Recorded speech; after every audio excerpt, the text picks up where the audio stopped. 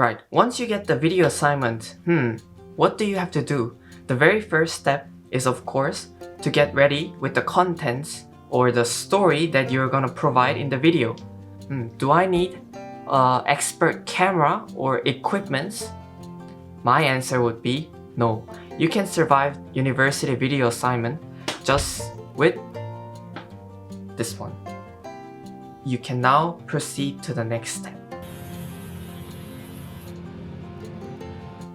Yeah, of course it's important to make you look good in front of the video.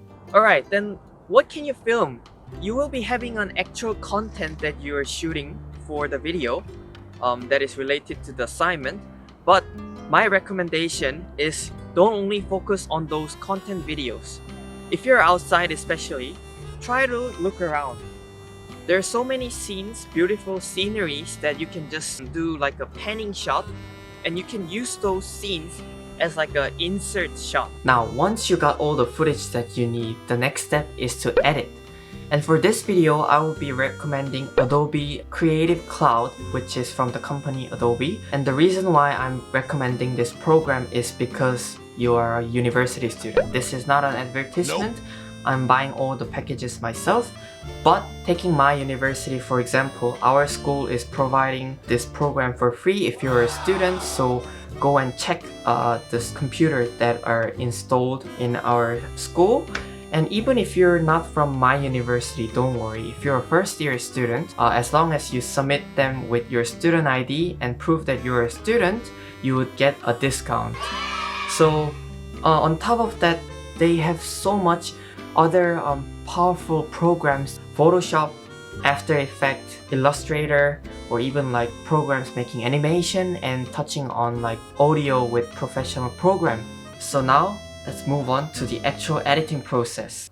In this video, I won't go into the very technical part of the Adobe Premiere Pro, but I would like to introduce you with the steps that you can take when you're editing with the editing program. So now we have the equipment, we're set with the program. What do you have to do? I would like to distinguish the steps into 4 parts. The first part is to check your footage.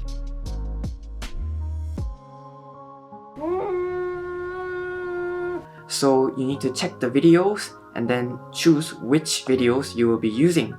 Second step is cut editing. This step is, I would say, is the most important part of the editing. Deciding which part of the video that you will be using. Moreover, with the cut editing, you can also make your speech or your speaking more flawless or smooth. So you won't be having all those in your speech. So it makes it seem like you are speaking really well. On top of that, just by doing the cut editing, you can get a lot of visual effects. So now I'm gonna do a short cut editing with this video that I have. A few moments later.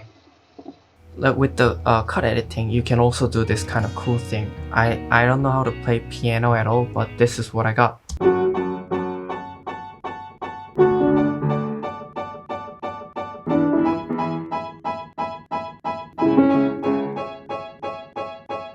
So once you're done with the cut editing, what do you have to do? I mean, you could have a rest, right? Get back to work. Alright, so once we are done with the cut editing, the next step you want to take is the sound. Yes, so sound is really important. Why? Sound doesn't only mean you speaking to the camera. It involves the background music, adjusting the volume, and making your voice more clear. So this is why sound step is very important. For me, when I usually edit, I would like to focus on the background music because you speaking on the video could be a bit boring, but just by adding the background music, it allows the viewers to focus more on the video. So the very last step is the caption. So the captioning and adding subtitle into the video has been very important part of editing these days. Why? It's because people instinctively put their focus on the subtitles if they are provided.